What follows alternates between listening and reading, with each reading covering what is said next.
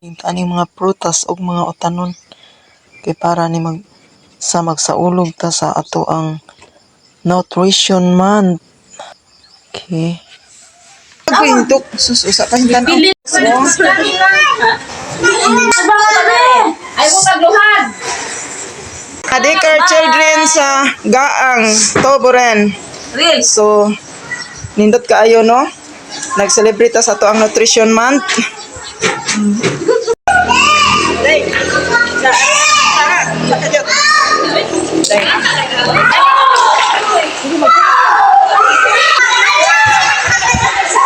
Ini hunong sa hunong.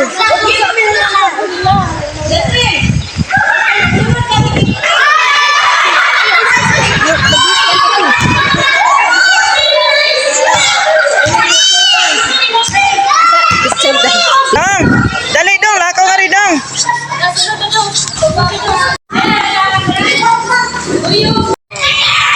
Ano yung among nutrition man karon nagkakit ni.